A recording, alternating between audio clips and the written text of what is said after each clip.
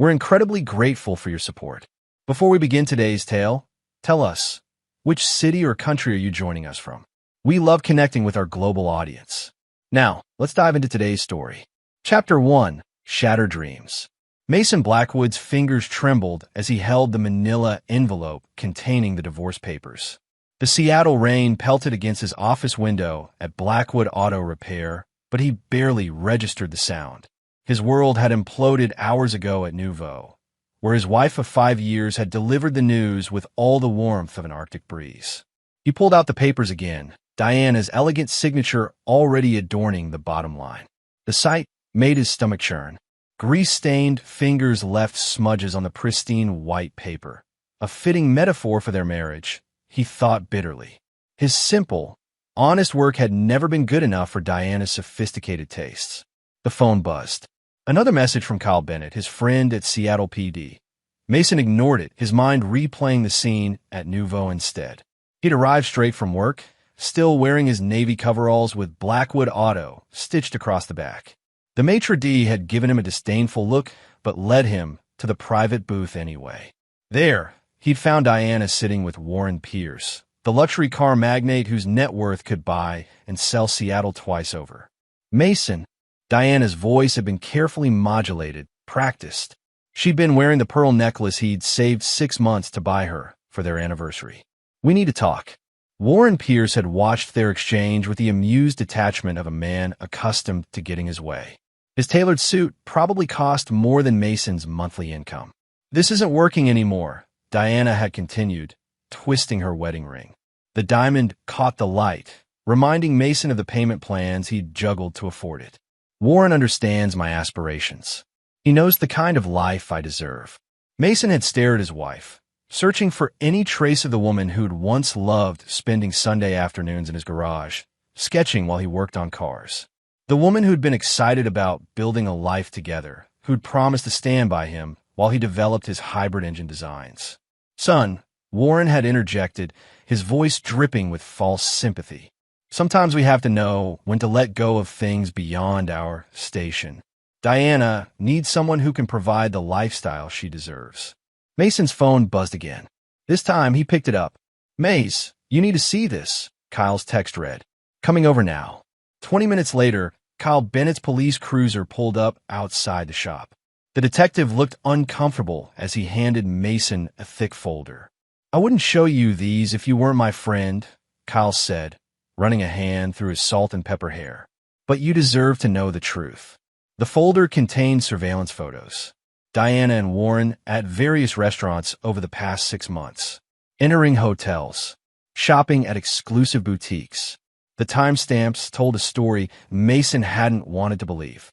They've been planning this, Maze, Kyle said quietly. She was just waiting for the right moment.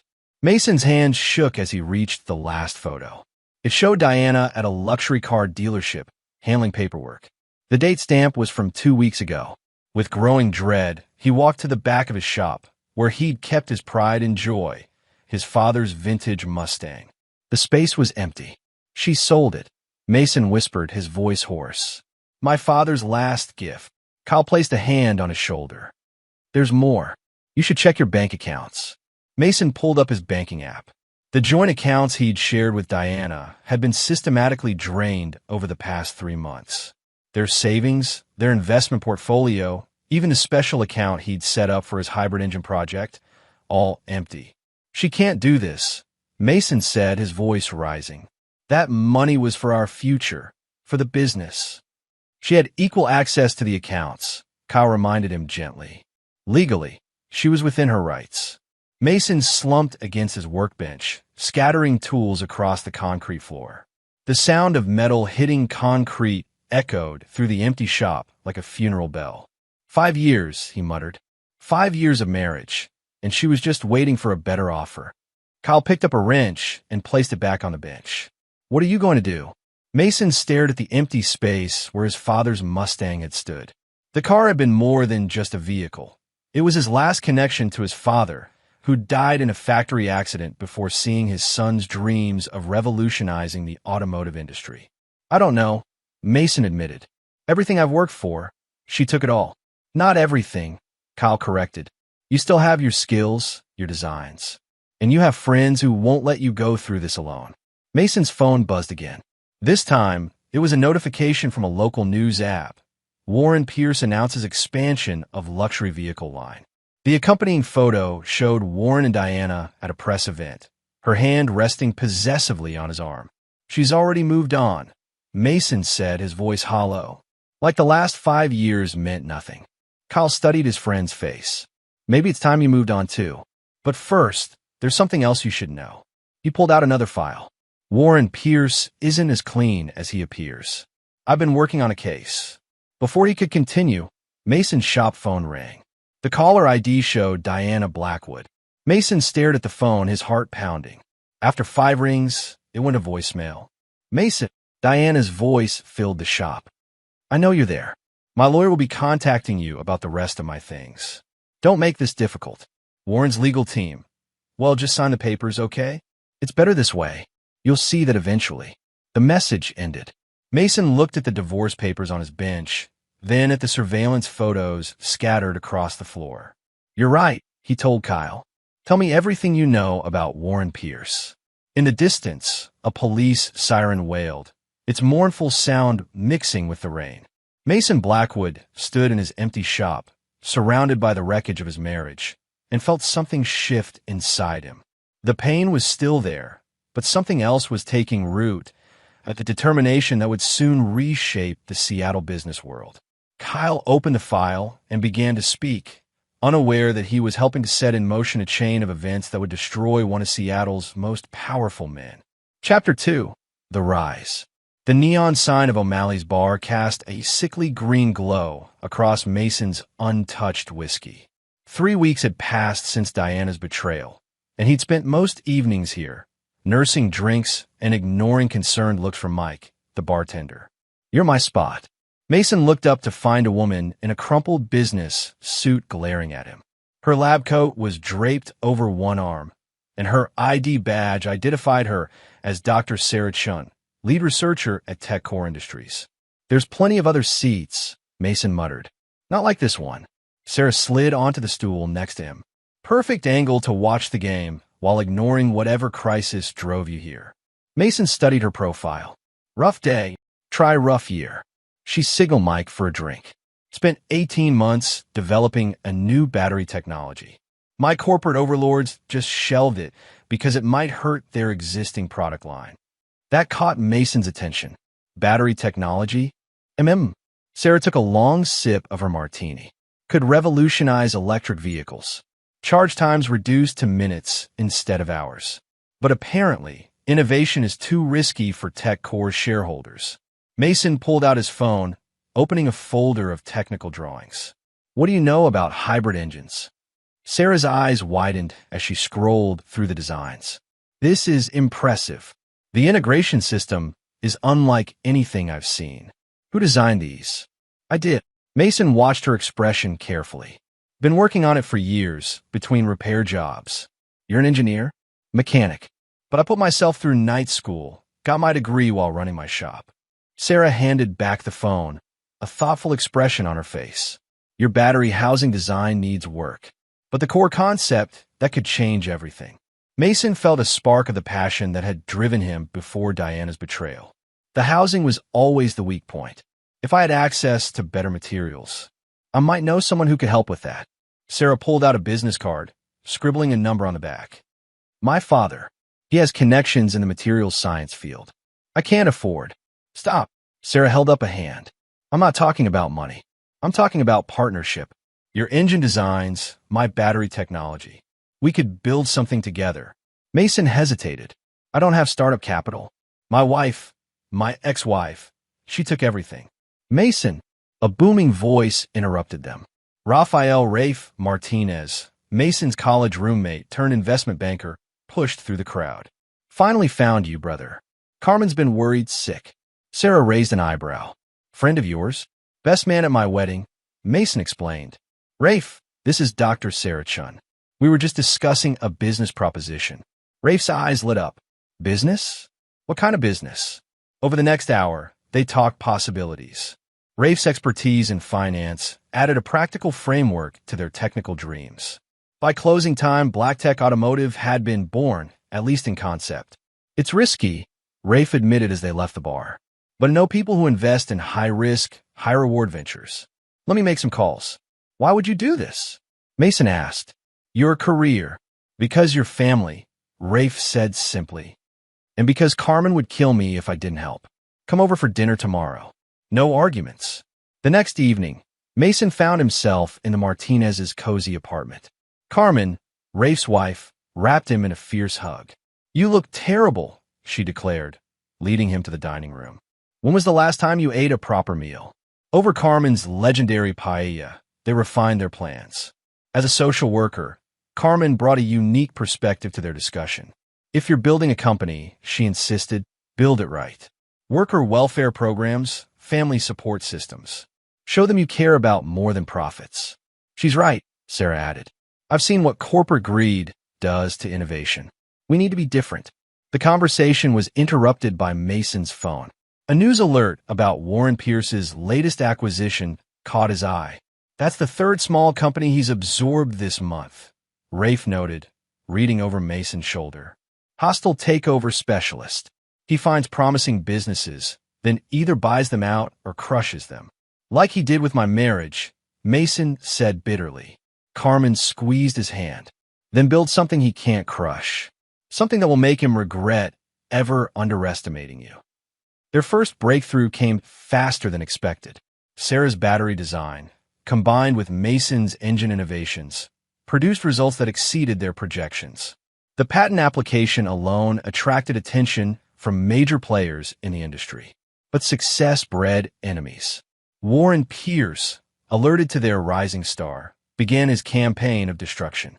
Suppliers suddenly became reluctant to work with BlackTech.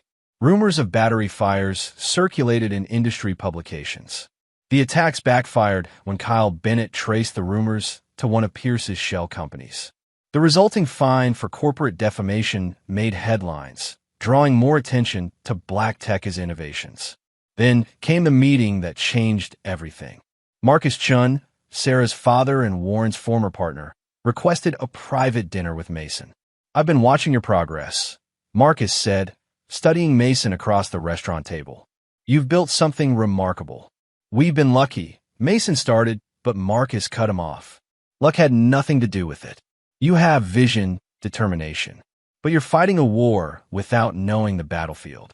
Marcus spent the next hour revealing Warren Pierce's true nature.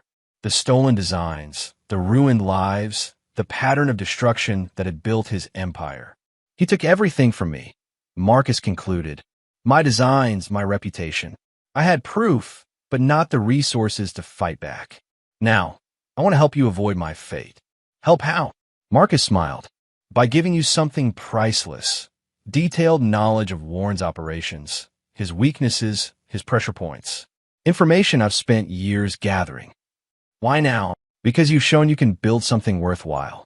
And because my daughter believes in you. Marcus leaned forward. Warren Pierce destroyed my legacy. Help me return the favor. Mason stared at the elaborate diagram Marcus had drawn on a napkin, showing Warren's business connections and vulnerabilities. When do we start? Marcus's eyes gleamed. We already have. Chapter 3. The game begins. The Seattle Technology Conference buzzed with activity, but Mason's attention was fixed on one person, a young woman studying BlackTech's display with unusual intensity. Something about her posture, her calculated observation, set off warning bells. Impressive technology, she said when he approached. Your charging system could revolutionize the industry. Assuming my father doesn't destroy it first. Mason tensed. Your father? Warren Pierce. She extended her hand. Sophia Reynolds. I changed my name when I was 18. Rather not be associated with him. Mason studied her face, noting the subtle resemblances to Warren. Why are you here? Because I've spent years watching him destroy people's lives. Sophia's voice carried years of suppressed anger. He did the same to my mother when I was 12. Used her, discarded her, then crushed her attempts to start over. They moved to a quieter corner of the conference hall. Sophia revealed Warren's pattern. Identifying promising businesses, then systematically destroying them through a combination of corporate tactics and personal manipulation. The wives and daughters are his favorite targets, Sophia explained. He sees them as accessories to be acquired. Your ex-wife Diana? She's just the latest in a long line. Mason's phone buzzed with a text from Jessica Winters, the private investigator he'd hired on Marcus Chen's recommendation. Found something big. Meeting needed. I have to go, Mason told Sophia. But I'd like to continue this conversation. I'll be in touch, Sophia promised. Just remember, with my father, everything is personal. He doesn't just want to win. He wants to break people. Jessica was waiting in a private room at the conference center, her laptop open to a complex diagram of shell companies. Your friend Marcus was right, she said without preamble. Warren Pierce is vulnerable.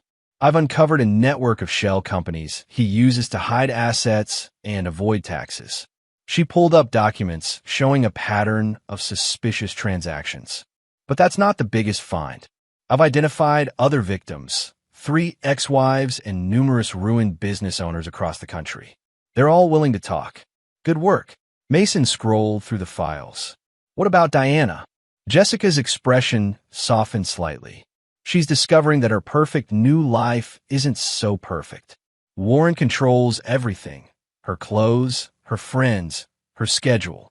The art curator position she wanted? He shut that down immediately. She's meant to be an ornament, nothing more. Mason remembered Diana's passion for art, her dreams of running her own gallery. She tried contacting old friends? Carmen Martinez blocked her number. Jessica confirmed. Most of your old social circle has chosen sides. They remember how she behaved during the divorce. Their discussion was interrupted by another text, this time from Sarah Chun. Emergency. Pierce Motors just announced competing charging technology. Mason smiled. Right on schedule. The Seattle Automotive Innovation Summit became the perfect stage for Mason's first major move. BlackTech unveiled their revolutionary charging network concept, demonstrating how it could make electric vehicles practical for long-distance travel. Warren Pierce, watching from the audience, publicly dismissed the technology as fantasy. But Marcus Chen's industry contacts reported that Pierce Motors' R&D department had been ordered to develop competing technology immediately. Then came Mason's masterstroke. Through Marcus's connections, he hired Laura Kincaid, Warren's former R&D director. She'd quit after being passed over for promotion in favor of Warren's golf buddy. He'll regret that decision, Laura said during her first meeting with the BlackTech team. She spread out detailed documents showing Pierce Motors' technical limitations and future plans. They're at least 2 years behind in key areas. And with the patents you've secured. The culmination of Act 1's opening moves came when Warren requested a meeting to discuss potential collaboration. Mason chose to host the meeting in his newly renovated office, the transformed garage where he'd once worked on cars while Diana complained about their lifestyle. Warren arrived 15 minutes early, likely expecting to throw Mason off balance. Instead, he found Mason calmly reviewing technical specifications with Sarah Chun and Laura Kincaid. Quite a change from your mechanic's shop, Warren observed, his practiced smile failing to hide his discomfort at being in Mason's territory. Mason gestured to the sleek conference room, where his father's tools had been artfully incorporated into the modern design. I believe in remembering where we came from. Please have a seat. Laura's presence clearly rattled Warren. His eyes kept darting to his former R&D director as she efficiently presented BlackTech's technical advantages. Your charging network patents, Warren finally said, cutting through the presentation. We could make a mutually beneficial arrangement. Like the arrangements you made with Marcus Chun? Mason asked quietly. Or perhaps like your arrangement with my ex-wife? Warren's facade cracked slightly. That's ancient history. Business is business. Exactly, Mason agreed. And our business isn't for sale. But thank you for confirming our patents are as valuable as we thought. The meeting ended abruptly when Sarah announced that BlackTech had just secured exclusive rights to a revolutionary battery component. One Pierce Motors had been negotiating for months. As Warren stormed out, Mason noticed a text from Jessica Winters. Diana spotted at 3 art galleries today. All turned her away. She's getting desperate. He's scared. Laura observed after Warren left. I've never seen him like that. Good, Mason replied, studying the Seattle skyline from his office window. Because we're just getting started. The view reminded him of darker days, standing in his old garage, watching Diana drive away in Warren's luxury car. Now, he stood in a different position, with a team of brilliant minds and a clear path to justice. Sarah touched his arm gently. The board meeting is in an hour. Ready to announce our expansion plans? Mason nodded, turning away from the window. The first phase of his plan was complete. He'd built something Warren couldn't simply crush or buy. Now came the real challenge, systematically dismantling the empire Warren Pierce had built on stolen dreams and broken lives. Let's give them something to talk about, he said, picking up his presentation folder. Inside were the final pieces of Act 1 strategy, patents, innovations, and partnerships that would force Warren to play defense for the first time in his career. As Mason headed to the boardroom, surrounded by his loyal team, he felt a sense of purpose he'd lost during those rain-soaked days of betrayal. Diana had chosen her path, trading love for luxury. Warren had chosen his, building an empire on others' destruction. Now it was Mason's turn to make choices, and his would shake Seattle's business world to its core. Chapter 4, Countermoves. Trevor Nash adjusted his Italian silk tie as he strode into Warren Pierce's office. The corporate fixer had built his reputation on destroying companies through carefully orchestrated media campaigns, and Pierce Motors was paying him handsomely for this particular takedown. Tell me you have something, Warren demanded, not looking up from his computer screen. Better than something. Nash placed a tablet on Warren's desk. We've identified a vulnerability in BlackTech's battery design. Under extreme conditions, there's a minimal risk of thermal events. Warren finally looked up, his eyes gleaming. Minimal risk? Technically, their safety margins exceed industry standards, Nash admitted. But public perception is everything. I've already planted the seeds with key tech journalists. Make it happen faster, Warren snapped. Mason Blackwood's little startup is costing me contracts. Nash studied his client's face, noting the signs of strain around his eyes. Warren Pierce wasn't used to being on the defensive, and it showed.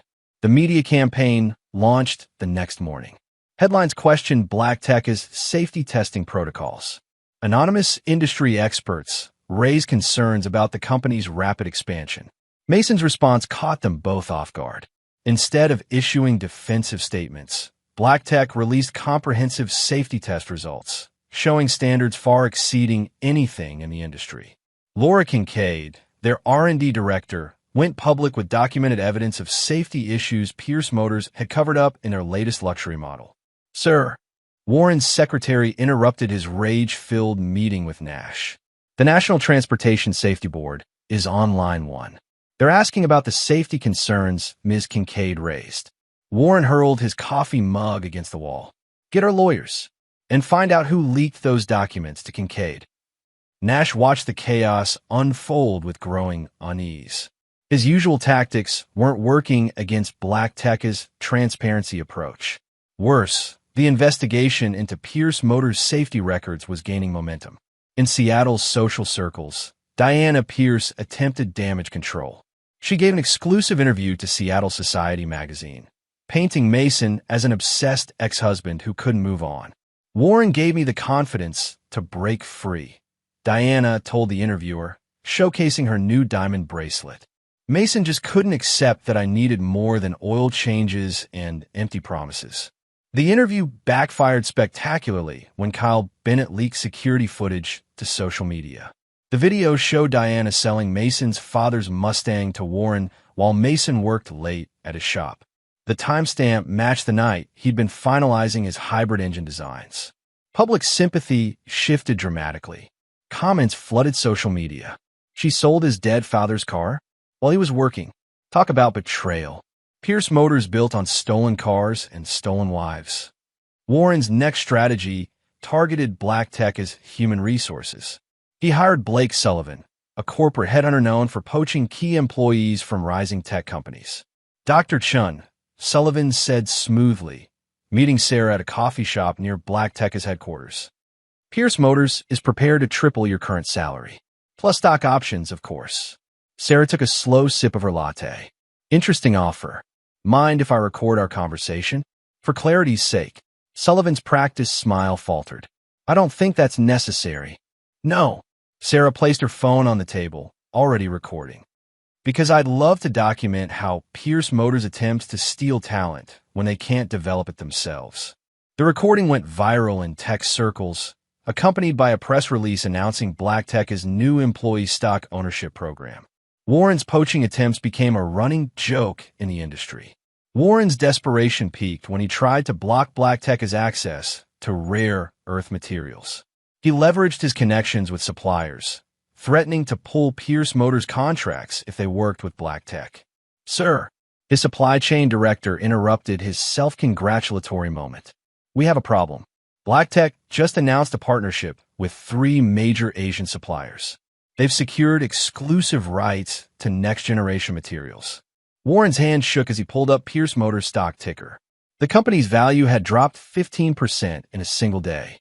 How? He demanded. How do they know to secure those suppliers?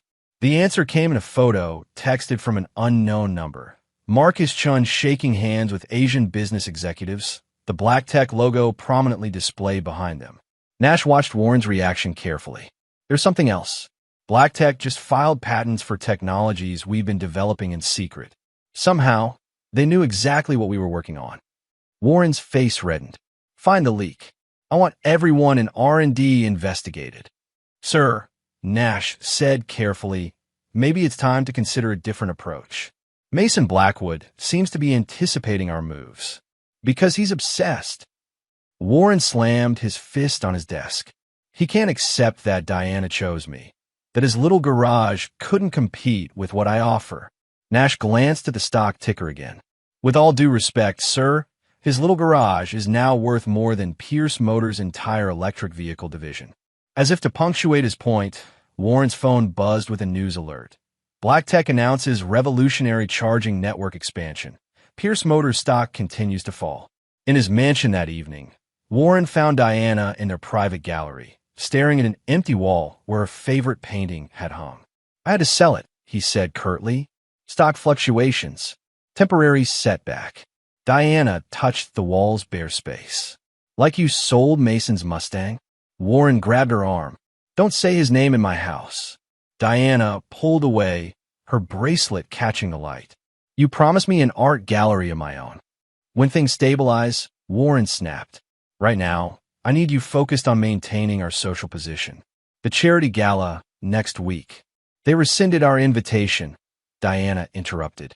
Apparently, the committee felt our presence might make other guests uncomfortable. Warren's phone buzzed again. Nash's message made his blood run cold. Emergency. Laura Kincaid went public with more documents. Board wants an emergency meeting tomorrow. In his home office, Warren pulled up BlackTech's latest press release.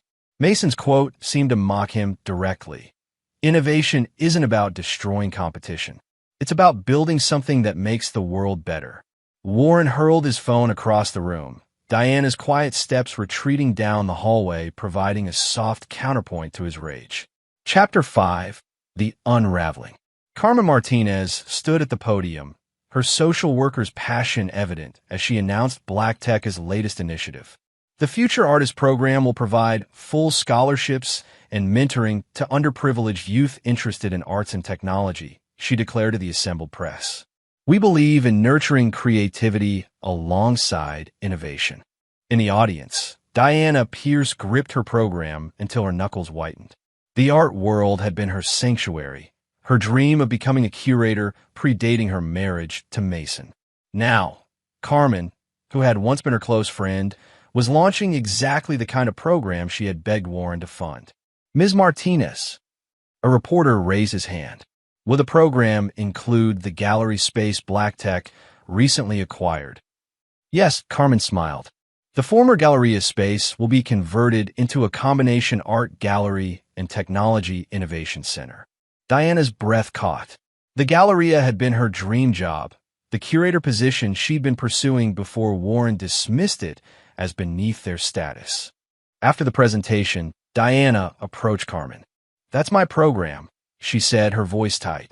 I told you about this idea years ago. Carmen looked at her former friend. Ideas mean nothing without action, Diana. You chose wealth over dreams. How's that working out? Before Diana could respond, Jessica Winters materialized beside them, her photographer documenting Diana's obvious distress. Mrs. Pierce, Jessica said professionally, care to comment on the allegations about your husband's involvement in the Romano design theft? Diana retreated, her Louboutin heels clicking rapidly across the marble floor. In the ladies' room, she found herself staring at her reflection, remembering different marble floors, the modest bathroom in her first apartment with Mason, where they'd planned their future over takeout dinners and shared dreams.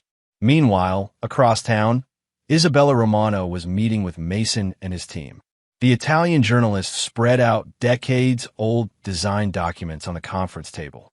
These were my father's original drawings, she explained, her accent thickening with emotion. Warren Pierce stole them 20 years ago, used them to build his first luxury model. Sarah Chun examined the blueprints. These innovations, they're still relevant. Some of these solutions are more elegant than current designs. My father was a genius, Isabella said quietly. After Warren stole his work, nobody would believe him. The stress. She paused. They called it suicide, but we all knew the truth. Mason studied the documents. We can prove Pierce stole these. Better. Isabella pulled out a USB drive. I found my father's original prototypes. They're still in our family's workshop in Italy. All the documentation, all the development logs. Warren missed them because they were hidden in a false wall. Laura Kincaid's eyes lit up. With this evidence, we could invalidate Pierce Motors' foundational patents. The meeting was interrupted by Sophia's arrival. You need to see this, she announced, pulling up a video on her tablet. The footage showed Warren Pierce at a charity gala, confronting his second ex-wife Victoria. The exchange had been captured by multiple smartphones. You've been talking to that Winters woman, Warren accused, his public mask slipping. Victoria's response was calm, calculated. Just sharing memories, Warren. Like how you blocked my therapy practice after our divorce. Or how you threatened my patients to force me out of Seattle. The video had already gone viral, spawning hundreds of memes and commentary threads. Diana's social media accounts were flooded with warnings and sympathy messages from strangers. My mother went through this too, Sophia said, her voice hard. He isolates them, controls them, then discards them when they stop being useful. Mason's phone buzzed with a text from Kyle Bennett. Diana spotted at 3 different psychiatrists this week. She's starting to crack. The pressure on Warren mounted from multiple directions. Trevor Nash's smear campaign backfired when BlackTech employees began sharing stories of the company's supportive work environment and innovative policies. We have unlimited mental health leave, one engineer told Tech Insider. When my daughter was diagnosed with autism, BlackTech arranged for specialized care and flexible hours. The contrast with Pierce Motors' corporate culture became stark. Former employees came forward with stories of toxic management and covered up safety issues. Isabella Romano's investigation gained momentum. European automotive journalists began questioning the origins of Pierce Motors' signature technologies. Warren's attempts to dismiss the allegations as ancient history only fueled speculation. Diana's public appearances became increasingly erratic. At a gallery opening, she loudly criticized an installation piece, only to break down crying when someone mentioned it resembled work she'd once created in Mason's garage. She's self-destructing, Carmen reported to Mason after witnessing the incident. Just like Warren's other ex-wives. Mason's response surprised her. Make sure she knows about the mental health resources in our employee program. Anonymous access. After what she did to you, Mason stared out at the Seattle skyline. What Warren's doing to her, nobody deserves that. The situation reached a breaking point during a Pierce Motors board meeting. When a director suggested exploring a partnership with BlackTech to salvage their position, Warren snapped. Partnership? He knocked over his water glass. They're thieves. They've stolen our innovations, our contracts, our innovations. The director raised an eyebrow. Like the Romano designs you stole? Warren lunged across the table. Security footage of the altercation leaked within hours, accompanied by statements from shocked board members. In his office that evening, Mason received an unexpected call. Diana's number appeared on his screen for the first time since the divorce. Mason, her voice was barely a whisper. I need help. Before he could respond, Warren's voice bellowed in the background. The call disconnected. Mason stared at his phone, then pressed a button. Kyle, I need you to check on Diana. Something's wrong. The chapter ended with twin developments. Warren discovering his private art collection had been seized as collateral for mounting legal fees, and Diana learning that her access to their joint accounts had been restricted, a cruel mirror of what she had once done to Mason. Chapter 6. The Pressure Points. Rafe Martinez adjusted his tie as he entered the offices of Pierce Motors' largest creditor. The banker's smile held a predatory edge as he shook hands with the loan committee. Gentlemen, he began, I'm here to discuss some concerning patterns in Pierce Motors' financial reports. Back at BlackTech headquarters, Mason watched the financial markets react. Warren's carefully constructed house of cards began to wobble as creditors discovered the creative accounting that had hidden massive losses. He's selling assets, Jessica Winters reported, placing photographs on Mason's desk. The car collection is being liquidated piece by piece. Mason picked up a photo of his father's Mustang, now sitting in Warren's private showroom. Any buyers lined up? Not yet. Jessica's smile was sharp. Apparently, someone leaked the car's history. Nobody wants to be seen purchasing stolen property. The pressure campaign expanded on multiple fronts. BlackTech's legal team, armed with Isabella Romano's evidence, began challenging Pierce Motors' core patents. European regulators launched investigations into the company's safety certifications. Warren's personal life crumbled in parallel with his business empire. At a charity event, Diana made a desperate play to salvage her position. Remember us? She whispered to Mason in a quiet corner, her hand on his arm. We could work together again. Like before. Mrs. Pierce, Jessica Winters emerged from the shadows, camera in hand. Fascinating choice of evening entertainment. Diana fled, but the damage was done. Warren's reaction to the photos was explosive. You think I didn't know? He raged at Diana in their mansion. You think I didn't see you throwing yourself at him? Warren, please. No more access, he snarled. No more credit cards, no more shopping. You want to act like a gold digger? Live like one. The irony of the situation. Diana experiencing the same financial cutoff she had once inflicted on Mason wasn't lost on Seattle social circles. Meanwhile, Mason's team executed their masterpiece. The European manufacturing deal Warren desperately needed was approached from multiple angles. Ms. Reynolds, the European executives welcomed Sophia warmly. Your analysis of the American market is impressive. Sophia, her connection to Warren's still secret, dismantled Pierce Motors' proposal point by point. Her intimate knowledge of her father's business practices proved devastating. Their financial projections assumed continued access to patented technologies, she explained. Technologies they may lose rights to very soon. The executives exchanged worried glances. One pulled up recent news about the Romano patent challenges on his tablet. Trevor Nash watched these developments with growing concern. His own position had become untenable as Warren's behavior became more erratic. Then Mason made his move. Mr. Nash. Mason's voice on the phone was calm.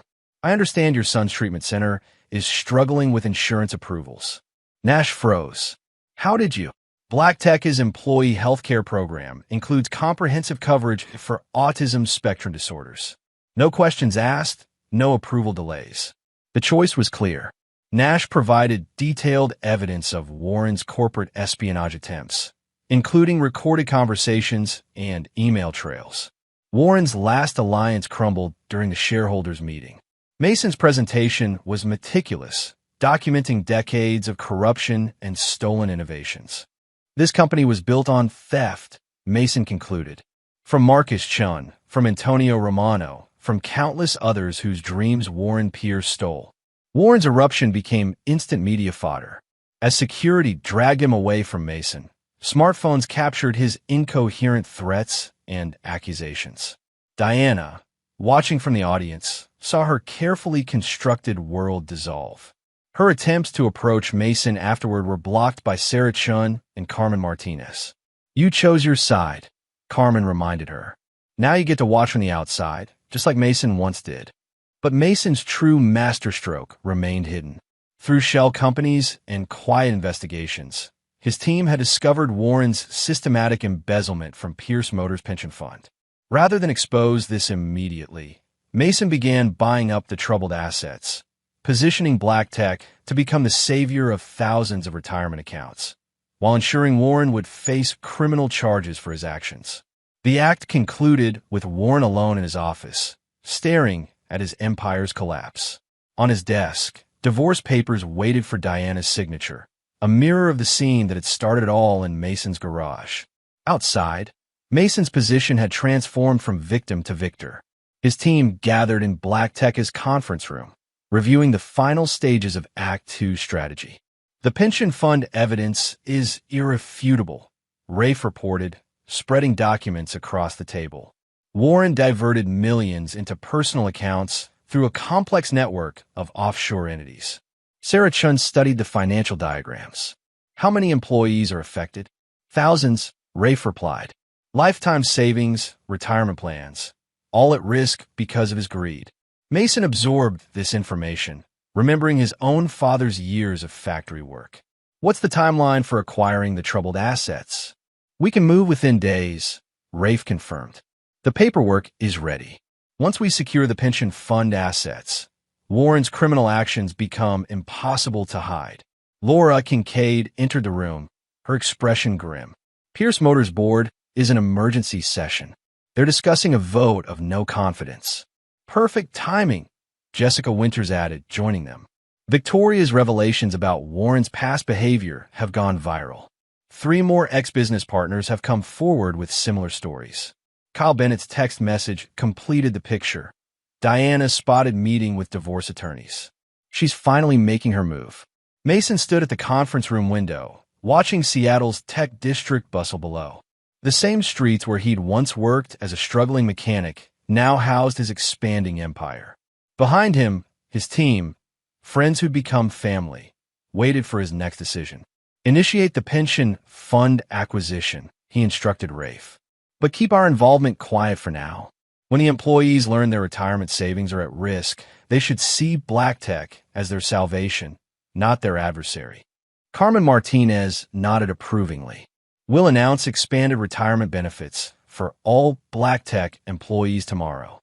The contrast with Pierce Motors' situation will be impossible to ignore. The meeting concluded with each team member knowing their role in the endgame.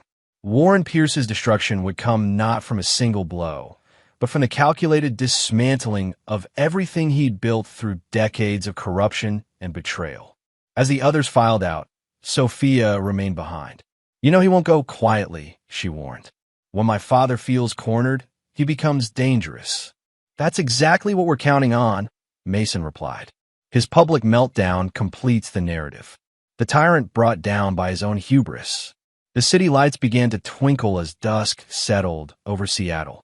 In his restored office, once a humble garage where dreams of innovation were born, Mason Blackwood reviewed the pieces of his strategy. Warren's empire was crumbling, Diana was facing the consequences of her choices, and BlackTech had emerged as a force for positive change in the industry. Act 2's curtain fell as Mason received one final text from Kyle. Warren just received the federal subpoenas.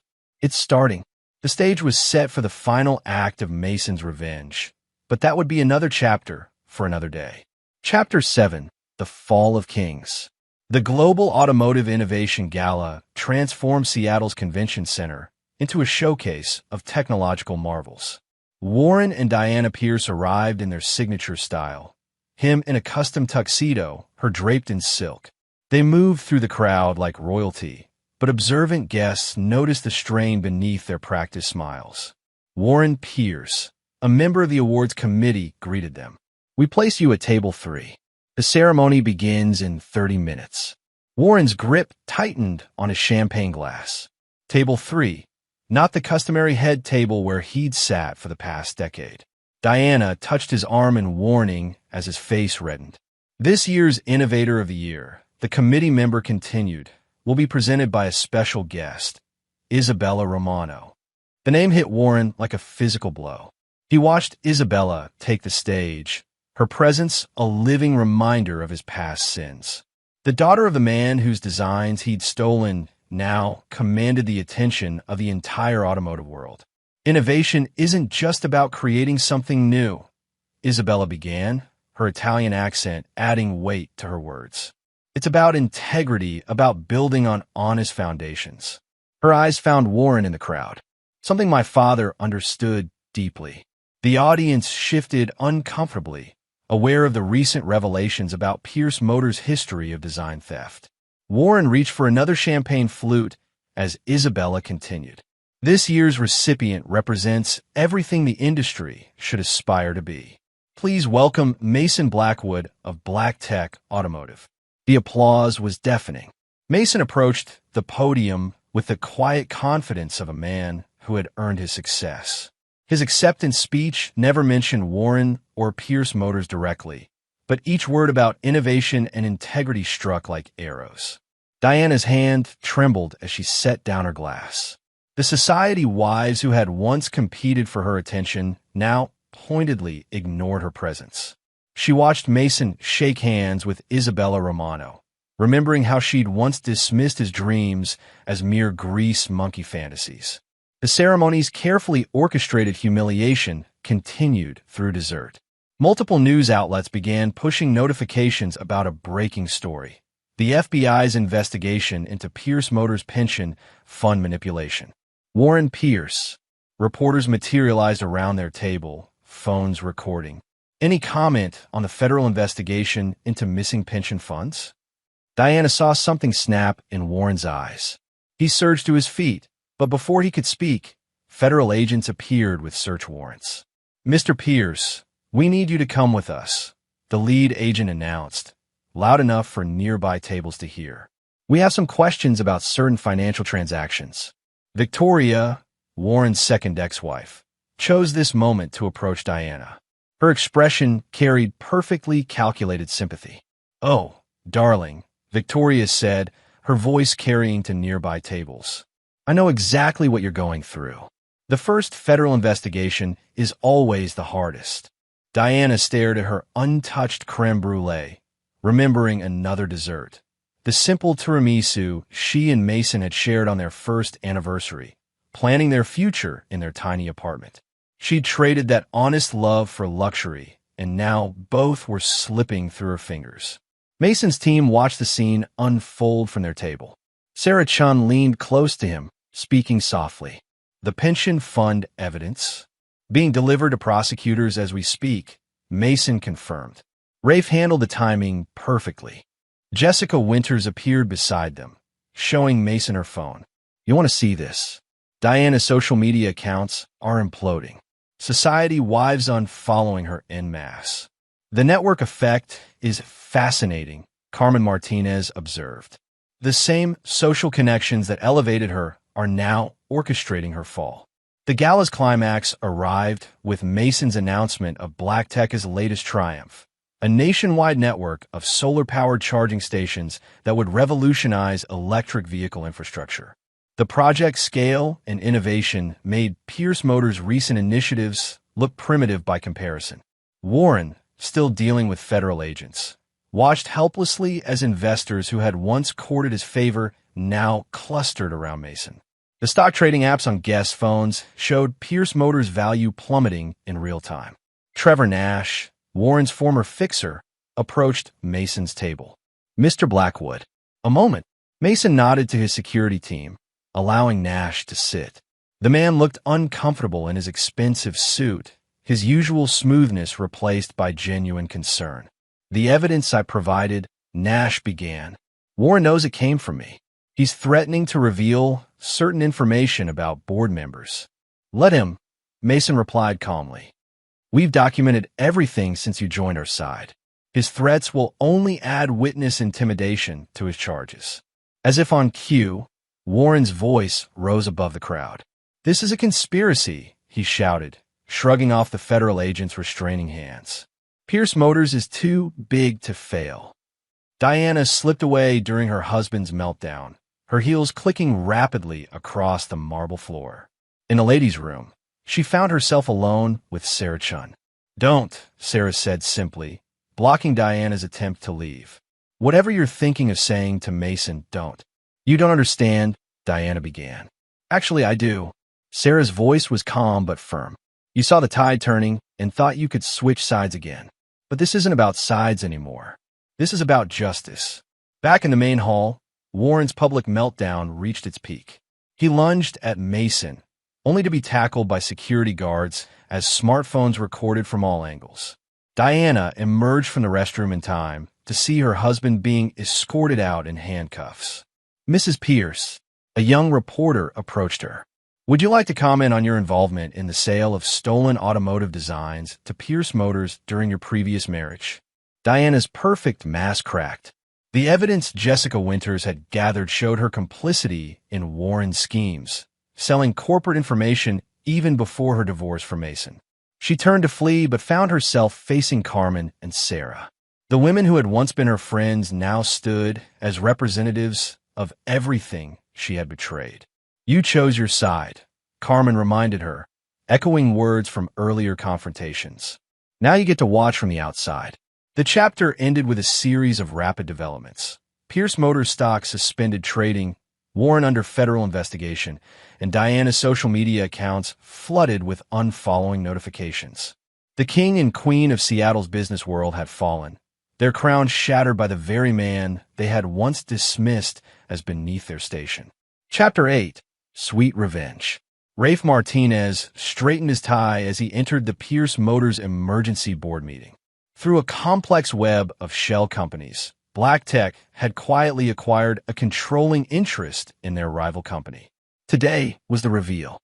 "Gentlemen," Rafe addressed the anxious board members. "In light of recent events, we need to discuss changes in leadership." The boardroom's tension ratcheted higher as Sophia entered. She wore a sharp business suit and a confident smile that suddenly seemed very familiar to the men who had known her father. "Allow me to properly introduce myself," she began. "My name is Sophia Pierce Reynolds. Some of you knew my father well." The revelation hit the board like a thunderbolt. Warren's daughter, whom he had effectively erased from the company's history, now stood before them with detailed documentation of his mismanagement. Over the past decade, Sophia continued, displaying charts and financial records, Pierce Motors has systematically destroyed innovation in favor of theft and market manipulation. My presentation today outlines the path forward. In another part of the city, Diana faced her own reckoning. Her attempt to salvage her position through an offer to testify against Warren backfired spectacularly when Mason's lawyers presented evidence of her own complicity. "Mrs. Pierce," Mason's lead attorney explained, sliding documents across the table, "we have proof you sold confidential information to Warren during your marriage to Mr. Blackwood. This includes technical specifications, client lists, and prototype designs." Diana's expensive makeup couldn't hide her pallor. "I didn't understand what I was giving him. The timestamps on these emails suggest otherwise," the lawyer countered. "You actively sought out specific documents Warren requested." The evidence destroyed Diana's remaining credibility. The society blogs that had once chronicled her rise now gleefully documented her fall, complete with screenshots of her desperate attempts to maintain connections with Seattle's elite. Meanwhile, Dr. Sarah Chen's team chose this moment to announce their latest breakthrough. The new battery technology made BlackTech's systems even more efficient, pushing the company's stock to record highs, while Pierce Motors' value continued to plummet. Laura Kincaid, orchestrating from her position as BlackTech's Chief Innovation Officer, launched the final phase of their talent acquisition strategy. She had spent months identifying Pierce Motors' most valuable engineers and designers. "Your skills are wasted here," she told a group of senior engineers. BlackTech offers not just better pay, but the chance to work on genuine innovation. No more copying designs, no more cutting corners on safety. The exodus began immediately. Entire development teams resigned en masse, their departure coordinated for maximum impact. Warren, under house arrest, and stripped of his executive authority, could only watch through news reports as his company's intellectual capital walked away.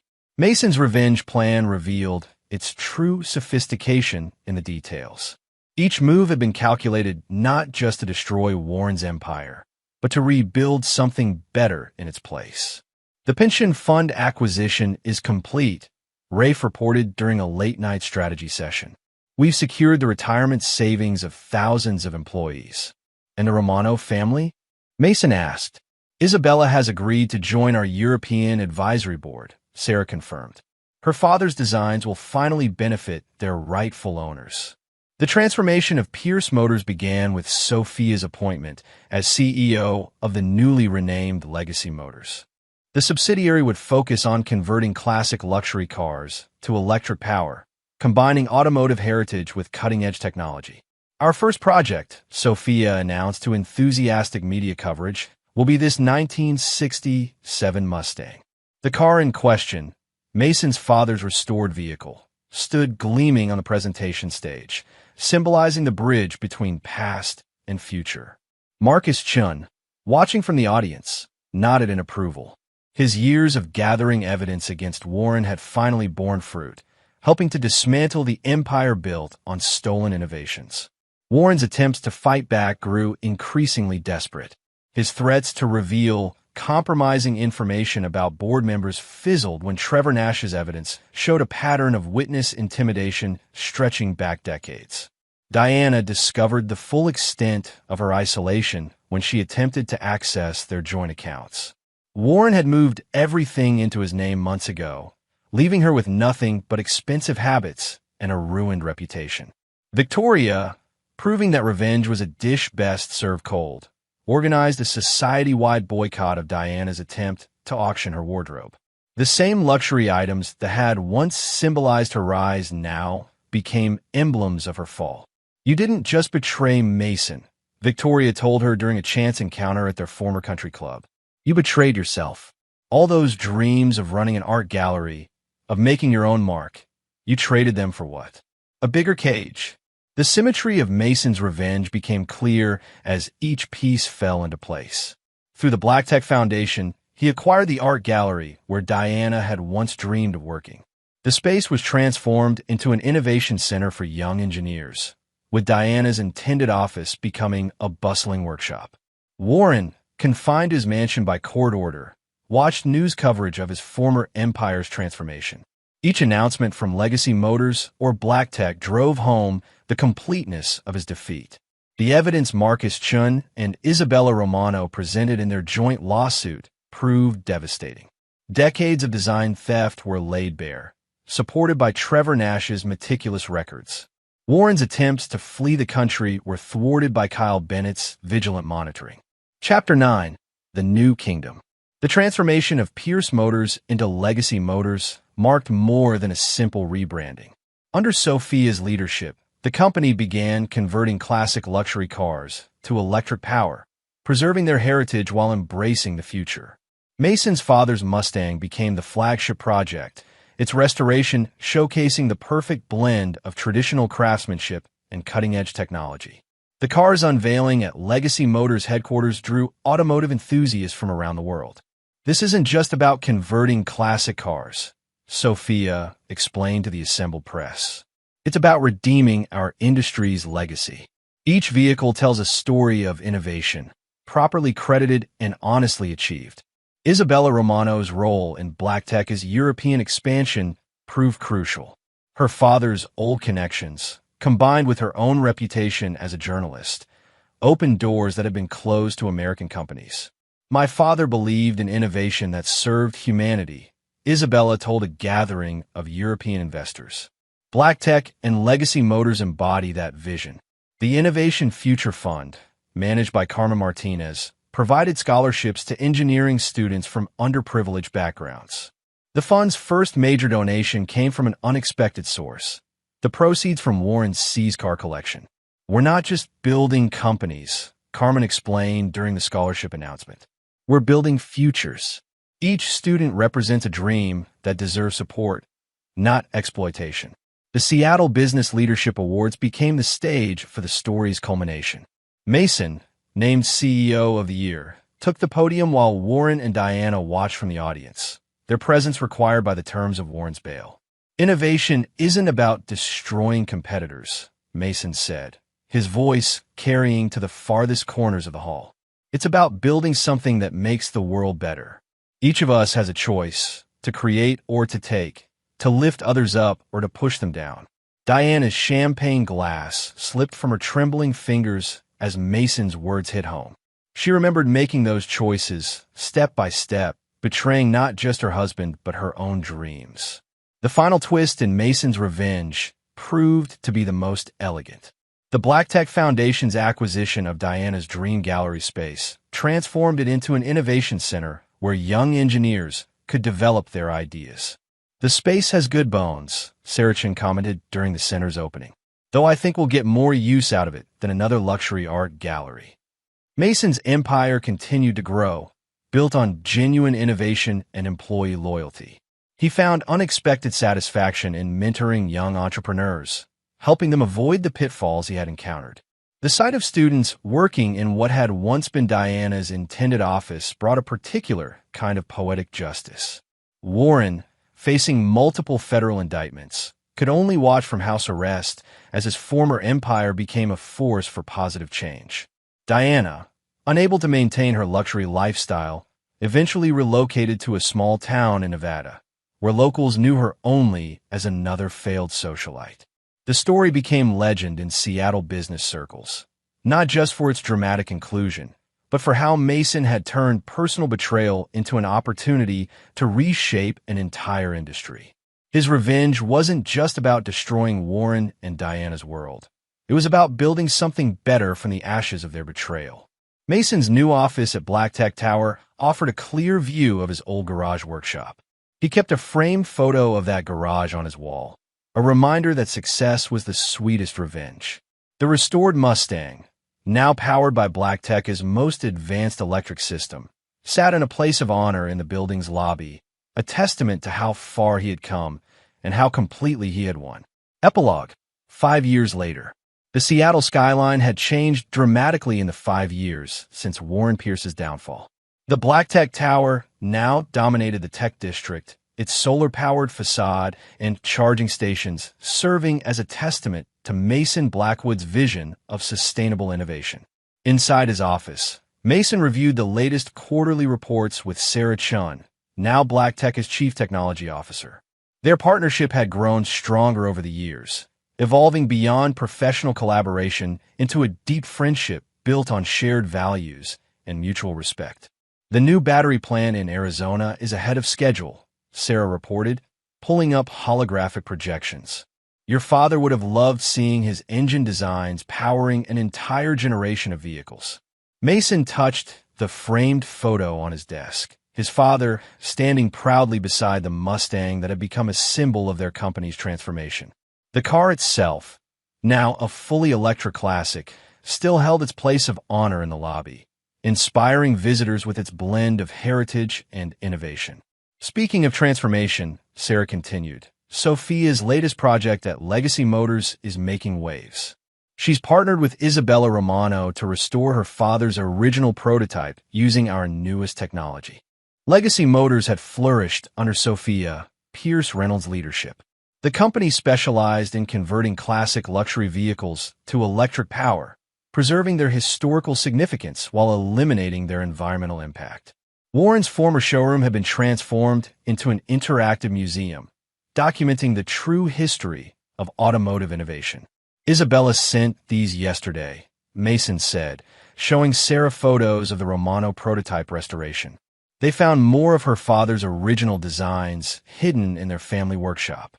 "The integration possibilities with our current systems are remarkable." The Romano family's redemption had become a cornerstone of BlackTech's European presence. Isabella's father's innovations, finally credited properly, had inspired a new generation of designers. The Romano Scholarship, funded by BlackTech, sent promising young engineers to study in Italy each year. A knock at the door interrupted their discussion. Carmen Martinez entered, carrying a tablet displaying the latest Initiative Future Fund statistics. You'll want to see this, she said, her eyes bright with excitement. The first class of scholarship recipients is graduating next month. 87% already have job offers, most in sustainable technology fields. The fund, which had started with the proceeds from Warren's C's car collection, had grown into one of the largest private STEM education initiatives in the country. Carmen's leadership had transformed it from a simple scholarship program into a comprehensive support system for underprivileged students. How's the new mental health program working out? Mason asked, remembering the dark days after Diana's betrayal. Better than expected, Carmen replied. Having counselors who understand the unique pressures of innovation and entrepreneurship has made a huge difference. Even some of our competitors are adopting similar programs. Rafe Martinez joined them, looking more relaxed than he had during the intense days of their revenge plan. His risk in supporting BlackTech's early days had paid off beyond anyone's expectations. Just finished a call with our Asian partners, he announced. Marcus Chin's connections continue to pay dividends. The new supply chain network is revolutionizing how we source materials. Marcus Chun had become a key figure in BlackTech's international expansion. His experience and connections, combined with the company's ethical business practices, had created a model for sustainable global partnerships. Laura Kincaid called earlier, Rafe added. The R&D department's latest project is ready for review. They're calling it Project Phoenix, something about rising from ashes. Laura's transformation of BlackTech's research division had attracted top talent from around the world. The exodus she had orchestrated from Pierce Motors years ago had evolved into a brain trust that consistently pushed the boundaries of innovation. Kyle Bennett, now retired from the Seattle PD and heading BlackTech's security division, appeared in the doorway. Thought you might want to see this, he said, holding up his phone. Just came across the wire. The news article detailed Warren Pierce's failed appeal of his federal conviction. After years of legal battles, he remained under house arrest in a modest apartment, a far cry from his former mansion. His attempts to rebuild his reputation had consistently failed as more evidence of his past crimes emerged. Victoria sent this, Kyle continued, showing them another article. This one featured Diana, looking considerably older, teaching art at a small community college in Nevada. Apparently, she's finally found her calling. Small classes, modest lifestyle, but she's actually creating something of her own. Mason studied the photo thoughtfully. The bitterness he'd once felt had faded, replaced by a quiet satisfaction that justice had been served, not through destruction alone, but through creation and growth. Jessica Winters, whose investigative skills had been crucial to exposing Warren's crimes, had parlayed her experience into a successful consulting firm. She specialized in corporate transparency and ethics, using BlackTech as a case study in how companies could succeed through innovation rather than exploitation. The new Innovation Center is packed again, Sarah mentioned, referring to the converted art gallery space. Those young engineers you mentored last year? 3 of their projects are going into production. The center had become a hub for emerging talent, its walls lined with patents instead of paintings. Diana's former dream office now housed a state-of-the-art design lab where students turned ideas into reality. Trevor Nash had found redemption through his work with BlackTech's healthcare initiative. His son's autism treatment program had become a model for corporate healthcare, showing how companies could support employees' families while maintaining profitability. Almost forgot, Carmen interjected.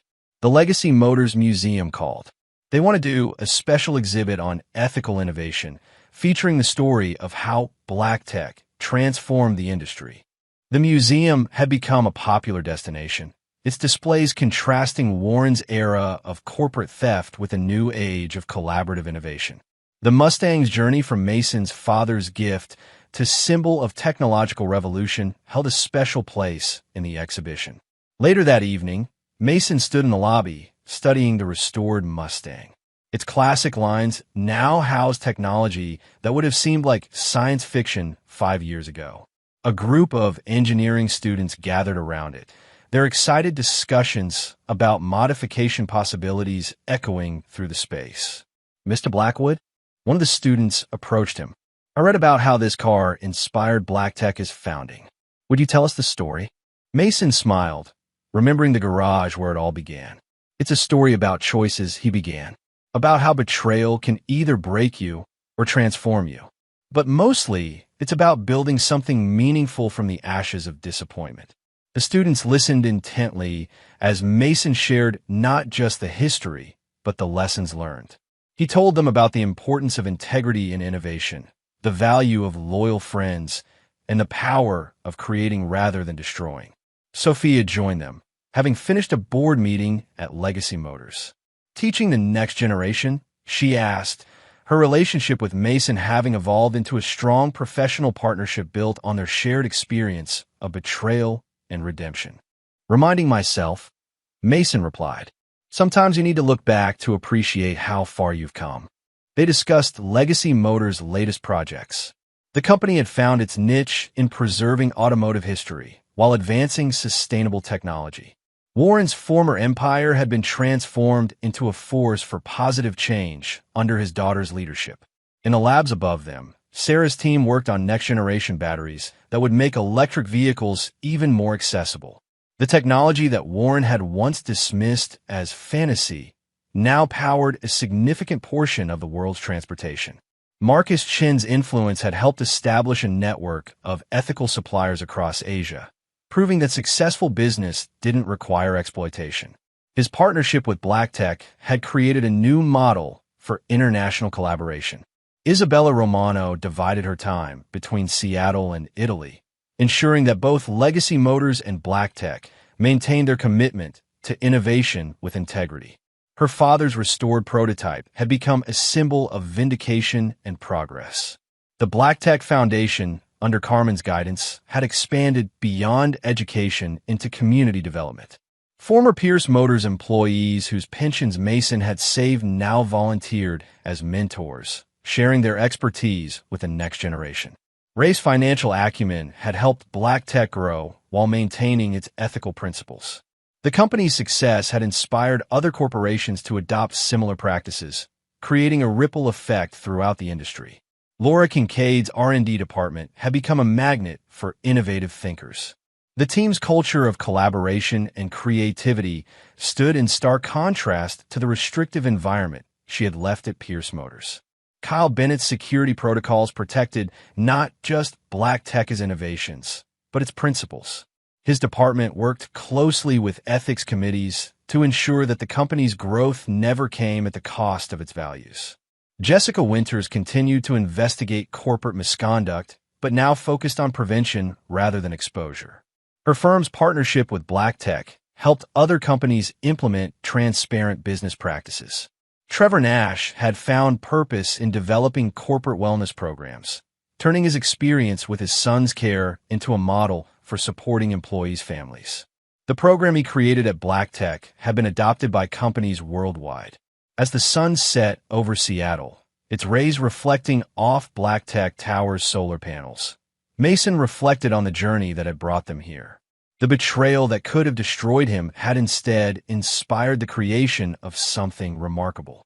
The garage where he had once worked on his father's Mustang was now a historical landmark, preserved as a reminder that great achievements often start in humble places. The tools he had used still hung on the walls, maintained as carefully as the high-tech equipment that surrounded them. In the years since Warren's fall, Mason had discovered that true success wasn't measured in revenge achieved, but in lives improved. BlackTech's innovations had created jobs, funded education, and advanced sustainable technology.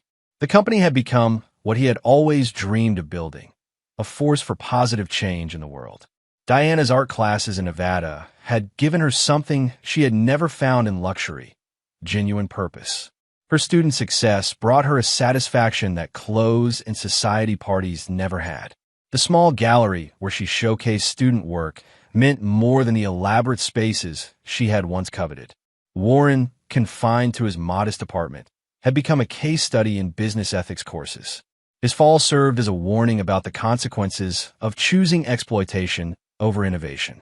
The empire he had built through theft had been transformed into something he had never understood: a legacy of genuine creation. The evening ended with Mason in his office, adding another photo to his wall. This one showed the first graduating class of Initiative Future Fund scholars, their faces bright with possibility. Beside his father's picture, it represented the continuation of a dream, not of revenge, but of building something meaningful. The Mustang in the lobby below stood as a bridge between past and future, its classic form housing technology that pointed toward tomorrow. Like Mason himself, it had been transformed by circumstance, but never lost its essential character. 5 years had turned a story of revenge into one of redemption, proving that the best response to betrayal isn't destruction, but creation. Mason Blackwood had built more than a business empire. He had created a legacy of innovation, integrity, and positive change that would outlast any desire for vengeance. As Seattle's lights twinkled to life, the BlackTech Tower stood as a beacon of what was possible when talent met integrity, when betrayal led to building rather than breaking. The story that had begun in a humble garage had become a legend of transformation, not just of a man or a company, but of an entire industry's understanding of what success truly meant. And there you have it. Another story comes to an end. What did you think? I'd love to hear your thoughts in the comments below. If you enjoy this story, consider joining our community by subscribing. It means the world to us. For more stories like this one, check out the recommended videos on screen. And I'll see you there.